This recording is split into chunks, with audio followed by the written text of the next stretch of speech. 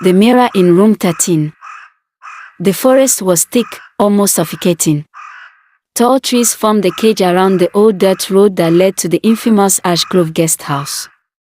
It had been abandoned for decades, its name whispered in fear by locals. Rumors of disappearances, suicides, and blood-stained walls kept most people away. But not Team Terracam, a group of 4 daring YouTubers who hunted down haunted places to grow their follower base. We hit 95,000 subscribers last week, said Daniel, the team leader. This video will push us past 100K. Trust me, people love haunted houses. Carmen, their tech girl, rolled her eyes. Just make sure we don't become part of the ghost stories. They were joined by Leo, the jokester, and Keisha, who handled editing and narration. The 4 had seen some creepy stuff, sure, but nothing truly supernatural. That was about to change. Ash Grove stood at the end of the road, choked by vines and shadows. The front porch sagged. The windows were boarded. Yet the air felt thick, heavy with something that couldn't be explained. This place is dead silent, Leo muttered, rubbing his arms. Why is it so damn cold? Carmen's phone buzzed. No signal. Not even one bar. Daniel grinned at the camera. Perfect. Let's head inside. The floor creaked under their weight. The wallpaper had peeled away to reveal rotten wood.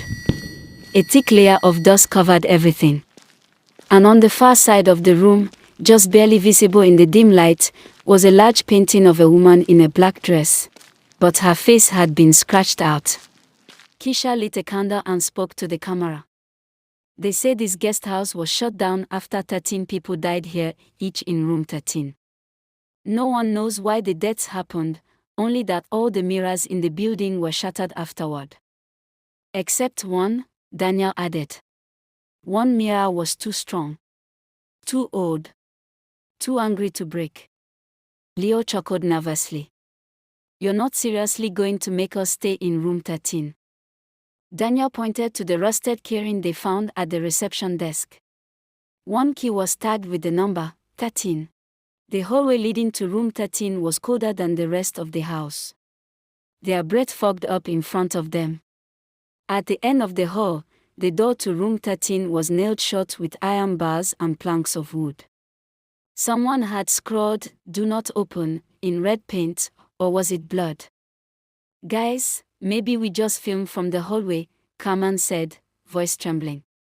But Daniel was already prying the boards loose. Inside the room was a single bed, an old wardrobe, and a large object covered in white cloth leaning against the wall. Daniel yanked off the cloth. Behind it stood an antique mirror, oval-shaped, gilded in black and silver, its glass tinted slightly red. Though it was dusty, the mirror reflected light too well. As if it had eyes. Keisha gasped. Do you see that? The reflections. Of. In the mirror, the room looked different, darker. There were shadows that didn't exist in reality. And someone standing behind them. They turned around. No one was there. I hate this, Leo said. Let's cover it again. But Daniel was staring into the mirror. It's showing something else now. The reflection now showed themselves, but slightly twisted. Daniel's eyes were black, Carmen was levitating, Keisha was missing her face, and Leo was hanging from the ceiling. That night, Carmen couldn't sleep.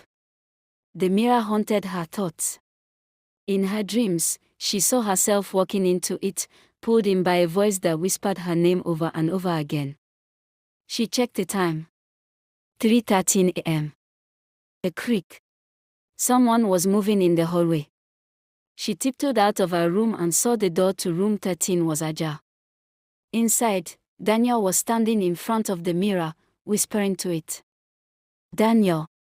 She asked. He turned, smiling. His eyes were pitch black. Carmen screamed and ran back to her room, locking the door. She backed away, breathing hard.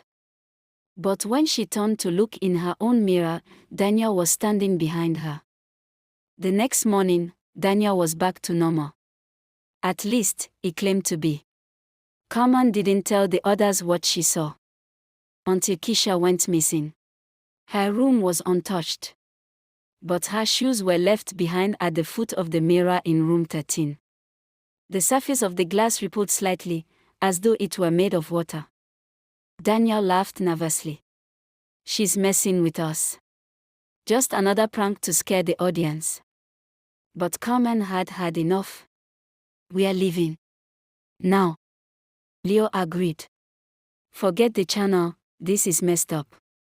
As they packed, Carmen heard a voice from the mirror. Don't leave yet. You haven't met me. Carmen decided to research the mirror. She found a page online titled The Blood Glass of Vanna.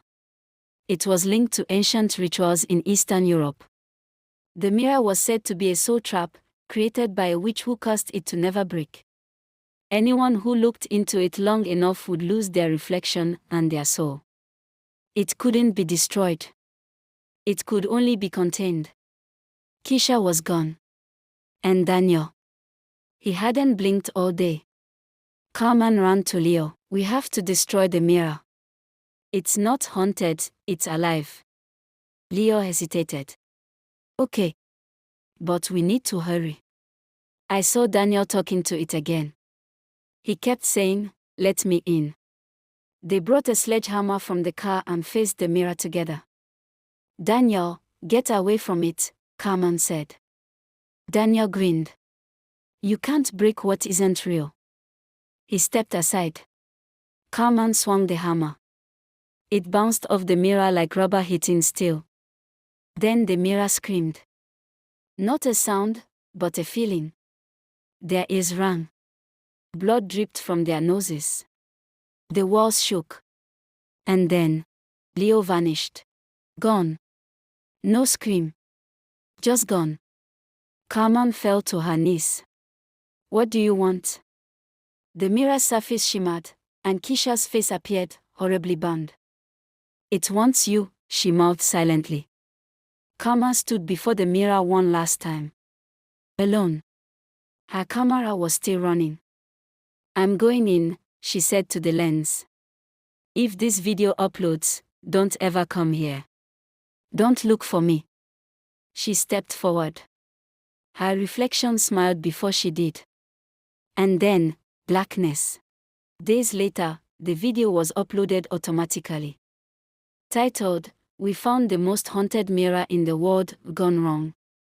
It begins like any other horror vlog, jokes, camera pans, nervous laughter. But the last few minutes are off. Carmen stares into the lens, face pale, voice flat. If you see this, don't look for us. The mirror isn't in room 13 anymore. It's in you. Then, static. And then, your screen goes dark. But if you look close enough, you might see a face behind you in your reflection. Smiling. The end. Thank you for watching. Don't forget to follow us for more.